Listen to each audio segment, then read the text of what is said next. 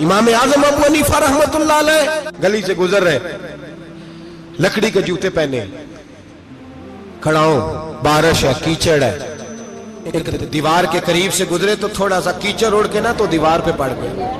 یہاں ٹرالی والا ساری دیوار توڑ جاتا ہے اور کہتا ہے چلو میں نے کون سا جان بوجھ کے کیا ہے۔ یہاں لوگوں کا گھر توڑ جاتے ہیں، کہتے ہیں چلو بتاؤ کتنا خرچہ آیا تھا۔ فوری طور پہ لوگ ماننے کو تیار ہی نہیں۔ امام صاحب کے پیروں سے یہ باریکی سمجھے، یہ حقوق العباد کا مسئلہ ہے۔ جو جاننے والے ہوتے تھے ان کا یہ طرز زندگی تھا۔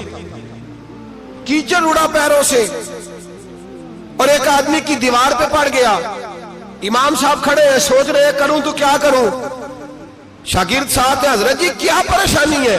آپ فرمانے لگے میں نے اس کی دیوار گندی کر دی ہے، صاف نہ کروں تو بھی ظلم ہے، اور اگر صاف کروں تو دیوار کچی ہے، جب صاف کروں گا تو کچھ مٹی اتر جائے گی تو کسی کے گھر کی مٹی اتارنا یہ بھی ظلم ہے۔ اب میں دو پریشانیوں میں الجھ گیا ہوں، کدھر جاؤں؟ کہا حضرت جی پھر؟ فرمایا اس کے دروازے پہ دستک دو۔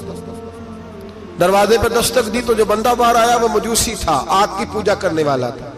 امام صاحب کہنے لگے مجھے جانتے ہو؟ کہنے لگے حضور سارا کوفہ جانتا ہے، سارا بغداد جانتا ہے، ساری دنیا جانتی ہے آپ مسلمانوں کے امام ہیں، لوگ جانتے ہیں۔ آپ نے فرمایا یار مجھ سے غلطی ہو گئی ہے۔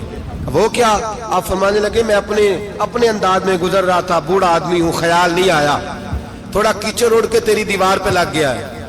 میرے بھائی یہ کوئی فرشتے تھوڑی تھے، یہی زمین پہ بسنے والے لوگ، احتیاط والے لوگ تھے۔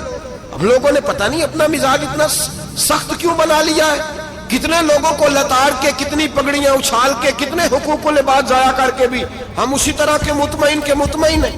کہاں سے تسلی لاتے ہیں ہم؟ کہاں سے اپنے آپ کو ٹھنڈک دیتے ہیں؟ کیسے اپنے آپ کو ہم سکون دے لیتے ہیں کسی کو تکلیف دے کے؟ کس طرح سکون کی نیند آتی ہے جب کوئی پریشان ہوتا؟ کیوں ہمارا دل پتھر ہو گیا؟ اعلیٰ حضرت فرمایا کرتے تھے جا کسی سے جا کے علاج کرا، تیرے سینے میں جو دل دھڑک رہا ہے وہ سخت ہو گیا، جا کسی سے جا کے اس کی دوائی کھا، مجھے خیال ہی نہیں آتا تڑپتے لوگوں کو دیکھ کر، جا کے علاج کرا، اگر ایسے ہی مر گیا تو حالات تیرے حق میں اچھے نہیں ہوں گے۔ حضرت امام صاحب تڑپ رہے ہیں اور اس شخص کے سامنے آہوزاری کر رہے ہیں جو مجوسی بھی ہے، غریب بھی ہے، کچے گھر میں رہتا ہے۔ فرمایا یار بتاؤ کیا کروں؟ امام صاحب باتیں کر رہے ہیں تو وہ آدمی حیرت میں کھو گیا، کبھی دیوار دیکھتا، کبھی اپنا آپ دیکھتا، کبھی امام صاحب کو دیکھتا، دائیں بائیں دیکھتا، پسینے آنے لگے، پتہ نہیں کیا سوچوں کا مد و جزر چلنے لگا، کہاں بات گئی، کہاں تک اس کی سوچ گئی، کہاں پلٹ کے آئی۔ کہنے لگا امام صاحب میں تو چوک میں رہتا ہوں، روزانہ پتہ نہیں کتنی گاڑیاں مٹی برسا جاتی ہیں، کبھی کوئی نہیں آیا، آپ کو کیا ہوا؟ آپ فرمانے لگے مجھے کسی کا نہیں پتا، مجھے تو میں نے جو قرآن حدیث پڑھا ہے مجھے تو ڈر آ رہا ہے، مجھے بتا تو معافی دیتا ہے کہ نہیں، تیری دیوار صاف ہوگی کہ نہیں؟